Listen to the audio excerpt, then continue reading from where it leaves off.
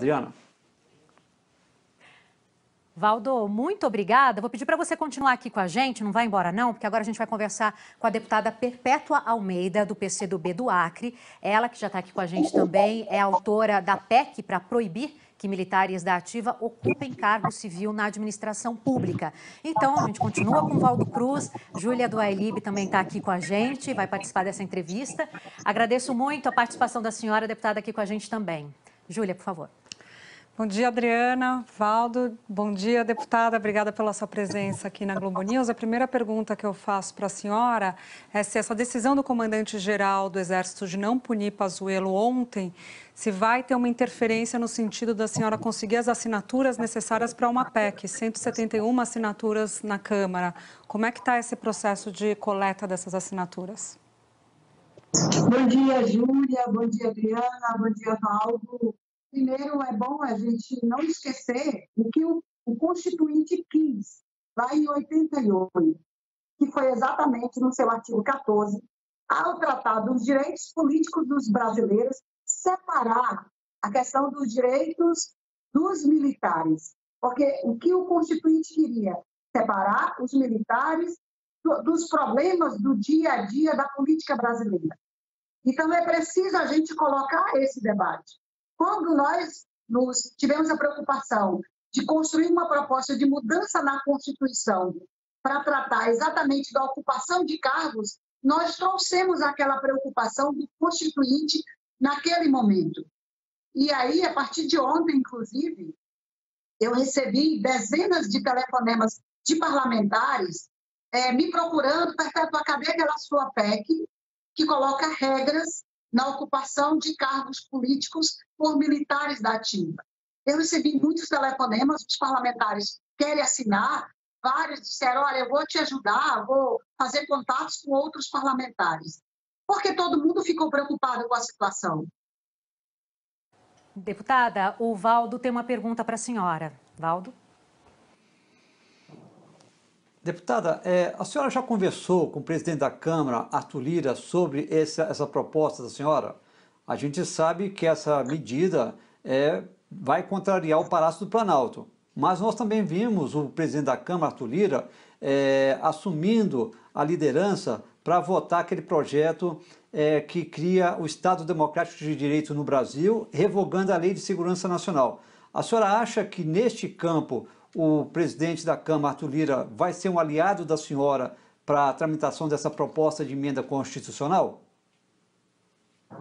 Olha, quando nós apresentamos a proposta da PEC no ano passado, foram exatamente por momentos difíceis da vida política nacional, porque o presidente da República estava e continua fazendo essa junção entre Forças Armadas e governo. Hoje, você dá uma olhada e o comportamento do presidente parece que ele não sabe diferenciar onde começa o governo, onde termina o governo e onde começa a ação das Forças Armadas. Nesse sentido, eu imagino que o presidente Lira deve estar olhando com a mesma preocupação que hoje tem boa parte dos parlamentares da casa que conseguiram falar comigo. Então, se o presidente Lira tem, de fato, esta preocupação de separar o que é a questão política, o que são os governos e o que são as Forças Armadas, eu acredito que ele vai querer resgatar o espírito do Constituinte naquele momento para trazer para os dias atuais. Por que o Constituinte, de fato, ali não já colocou que militares da ativa deveriam se afastar para assumir cargos?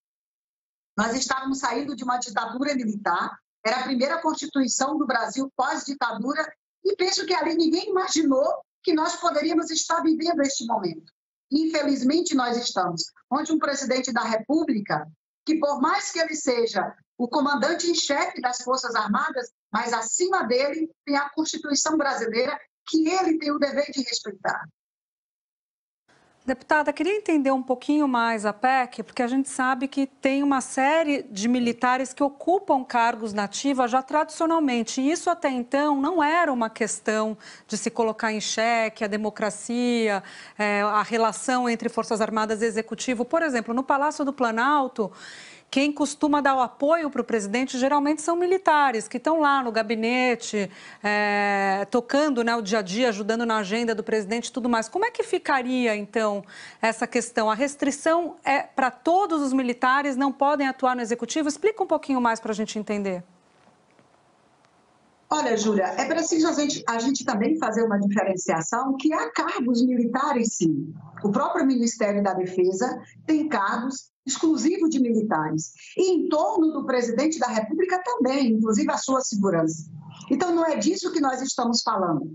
Nós estamos falando exatamente de cargos civis que estão sendo ocupados hoje exageradamente por militares, e o presidente Bolsonaro faz questão de que seja desta forma, porque ele gosta de se referir ao meu exército, aos meus militares, às minhas forças armadas. As forças armadas, o exército não são do presidente da República, são do país, são instituições de Estado e assim devem ser tratadas. O que nós fizemos com a proposta da nossa PEC? Nós trouxemos o artigo 14 da Constituição, que trata dos direitos políticos dos brasileiros.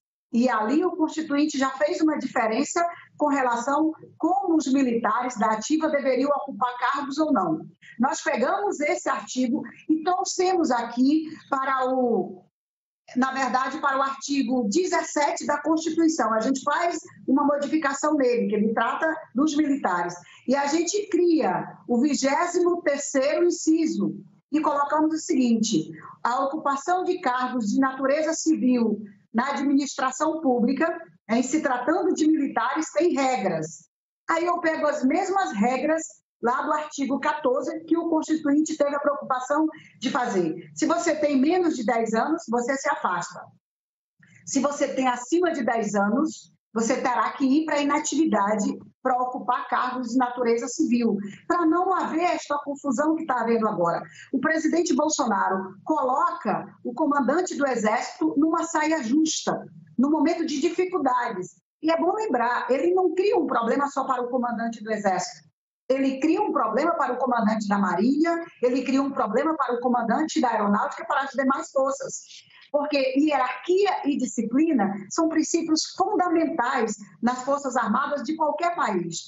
Quando você quebra isso, e aí, como ficam os comandos para comandar as suas tropas? Deputada, traduzindo então, pela sua proposta de emenda constitucional, bom dia primeiro, porque da outra vez eu não dei bom dia para a senhora, bom dia. Traduzindo então a sua proposta, por exemplo, Eduardo Pazuello, né, que foi ministro da Saúde do governo do presidente Jair Bolsonaro, ele não poderia ter participado da pasta, ou então, para ser da pasta, ele teria que antes ter sido passado para a reserva, é isso?